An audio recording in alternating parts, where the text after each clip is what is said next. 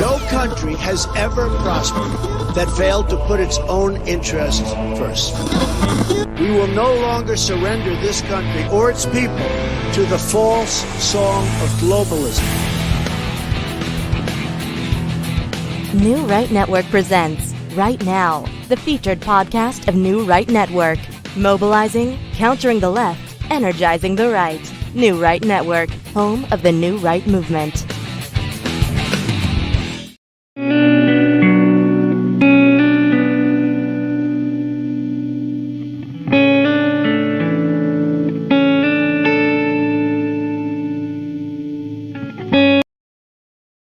Is Mary Magdalene for New Right Network. Today I'm talking to Melanie Kortlang. Her daughter, Amy Kortlang, was killed on October the 9th, 2006 at age 22 by a Mexican illegal who was deported multiple times. He hit two other cars before hitting Amy head on, pushing her car back over 200 feet, his fifth DUI conviction. Hi, Melanie.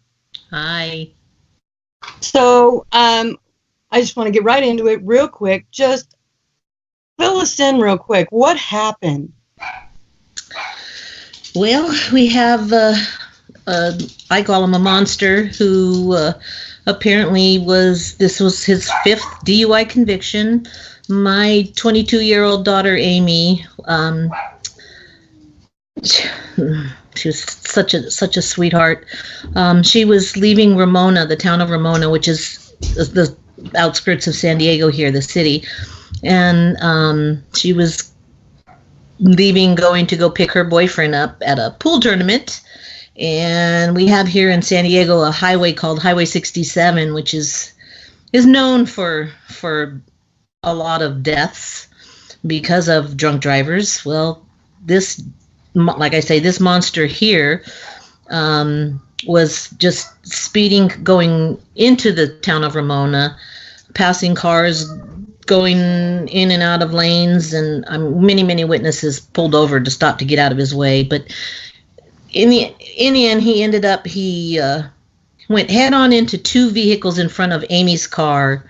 They split, and he ended up going right through the middle of them. He hit both of those cars. One of those young ladies was airlifted out. Another one, neighbors came out and got stuff out of her mouth to resuscitate her. But he ended up plowing, like you said, head on into Amy. The medical examiner told me that more than likely it killed her instantly. She was internally decapitated. Her legs were severed at her knees. I always was proud of her beautiful smile, such a beautiful young woman. And she always had such a big smile, and it just broke my heart with the impact. Busted off her front teeth, and that just kills me thinking of that. It hit her head on, pushed her, but like you said, back over 200 feet up an embankment where she came to rest, and he got out of the truck and took off running. And it was a concrete company truck. He was driving at the time of the crash. He took off running. They caught him about a mile and a half up the road.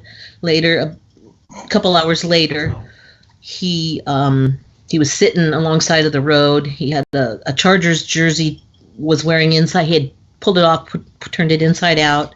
He obviously was known for trouble up in the town that he was living in, because they recognized who he was. They had incidences with him in the past, which come to find out were for prior DUI convictions, previously deported. Just kept coming back and coming back and coming back. So he was known, and no one was. What do you think caused local law enforcement to drop the ball on this? I mean, because the ball was dropped. Obviously, yes, very much so. In a lot of courts, in a lot of different avenues, really. I just don't think they care. That's my honest to goodness feeling is, why did these judges, slap him on the hand for this for the crimes he previously committed. That's a big impact. He's working for a company who didn't do any check on he had no driver's license. I guess the employer asked him, for a license, and he said, "Oh, I lost it." And the guy, Mark Kackstetter, the owner of the concrete company, said, "Oh, well, go get a new one." Did no background checking. The ball was dropped on so many different avenues of this case, so many, and I live in California. It's a sanctuary state. San Diego has been a sanctuary city, although they deny it, but it's been a sanctuary city for quite some time now. And now, have you had any legislators meet with you at all? Any of them? Dems, Republicans, anybody? When this first happened back in 2006, I wrote letters to everybody and anybody in Congress and the Senate and our president, which at the time was President Bush, George W. Bush. The only one who reached out to me was Duncan Hunter. The only one. Senior, not junior, senior.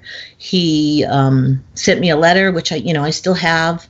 I was fortunate enough to be able to go to Washington, D.C. in the following year, 2007, and was able to go to a meeting and meet him in his office, and went and had lunch. And other than that, that's been it. I did demand a meeting with the district attorney here in San Diego, Bonnie Dumanis, and I took Amy's picture with me, sat Amy's picture right down on the desk, and said, "What gives? Why? How did this happen?" Right. And basically, the only answers I ever get are, "Well, you just fell through the cracks, he just kept coming back." That's it. Wow. Never even an apology from the company that hired him. Oh, never. Wow. To this day, that's all I've ever asked for. Made public knowledge that just an apology. To this day, nothing. Not a thing. Even news agencies. Have there been any news agencies that have covered the loss of Amy's loss, or? When it first happened, they did. When it first happened, that was in 2006, and since then, not a word, nothing. So what? Let me ask you this question: What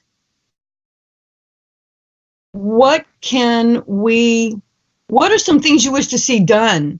I mean, because you don't want anything like this to happen to any other mom. You've said that. Heavens. What do you want to see done? What are some things you want to see done? I want to see our border secure, especially living here in San Diego. It is terrifying. The illegal alien crimes that are committed that it doesn't go on the news. You don't hear anything about it.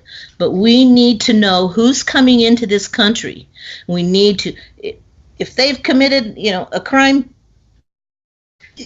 we have to be able to stop them from coming back into this country, know who's coming into our country, and it's a darn good time that our American politicians, our Congress, our Senate, protect us like President Trump is doing right now, is standing up for we and for my daughter, the innocent victims of all this political mess. Mm-hmm. And now, the average American citizen, this hits their heart too. Just to see your hurt and your pain. And to this day, I saw it. And what I want to know is, how can the average American citizen help get justice for you? How do we do that? Get on your phones, computers, make the phone calls, Skype, text to any of our leaders to get through, and it's the Democrats. Get through to our leaders that this is nothing made up. This is an actual, what's the word I'm looking? This is real. This is the reality of it. We're losing innocent, beautiful children and lives here in the United States. And it's time, put us citizens first. You have to take care of us. You have to ensure our safety. This can't keep going on this way. It's not made up. This is real. This is something that has changed me. It's changed my life. It's changed my family's life. Mm-hmm. I miss my daughter terribly. There's nothing I can do that's going to bring her back. but I have a brand new granddaughter that, that means everything for me to ensure her future and her safety. I'm terrified for her, and I'm going to do everything in my power that I can assure and help make sure that no other parent or family member has to endure the hurt and the pain, because it doesn't go away. This happened to my family in 2006, and it's now 2019. It's a long time, but it still feels just like yesterday. I still hear them calling my name at my bedroom window at 2:00 in the morning saying, Melanie, are you there? And I heard her say into the bedroom window, can you come to the front door?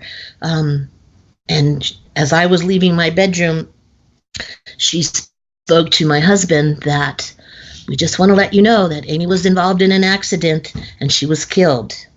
And I heard that, and I just ran to the front door, and I'm reliving it now as I speak it. It doesn't go away. It doesn't get any easier. And I don't want another mother ever to have to endure this and live this. All right. So I'm gonna let you speak for a few minutes. What I want you to do is, if you could stand face to face with those lawmakers who keep ignoring you, what would you say to them? What would I say to them? I would say, please, you have no idea what it's like living out here on these streets. And I beg of you to please see it in your hearts to do something to secure this border, to stop the madness, the slaughtering of innocent American lives. It's time to do the right thing. We need to build a wall, fence, whatever you want to call it, but it needs to get done. Please do it now. Thank you very much, Melanie. Thank you very much. Your experience has just broken my heart. I was writing up a little article on you yesterday, and I couldn't swallow the lump in my throat. So I want you to know that you've moved the hearts of American citizens, and our prayers and our thoughts are with you. Thank you so much. I made it a promise to Amy the day of her visitation, when she was laying there in that coffin, that I would see to it something was done, and that she would not have died in vain, and she will never be forgotten. And I will fight till my last breath to see to it that our babies are taken care of and are safe. Now, did you ever get the chance? Did they caught him, and what happened to him? Well, he was charged. I demanded El Cajon Courthouse that they charge him with murder. He was convicted of second-degree murder, but it's my goal to see to it that if you kill somebody when you've been driving drunk and being in this country illegally, I think it's murder. I think it's first-degree murder. But he was convicted of second-degree murder, and he was given a sentence of 21 years to life. Did you get to do a victim impact statement? Yes, I did. Oh, good. Yes, I did. Stood there in the courthouse. Let him have it. Let him know, why. Just why. Why. And, another sad fact, too, is this monster, he himself was just 22 years of age. Oh, boy. Yeah, and this was his fifth conviction. So, like I said, though, you have our hearts and our prayers and our well wishes. Congratulations on your new granddaughter. That's exciting. Yes. So you have so much to look forward to, even through loss. God is good. Yes, he is. Yes, he is. And So I how thank you so much for giving us all the voice. Yeah. How is your faith impacted by this? Oh, I was very angry with God for 2 years. Could not understand why. Why would you let something like this happen? And I read a book. Strange story behind it, but I read a book called The Shack. And once I finished that, something happened a weight lifted off, and I realized, you know what? God didn't want her to die that way. It wasn't his doing. It's the evil here on earth that took my daughter. And once I made my peace with God, I was able to get up and keep fighting.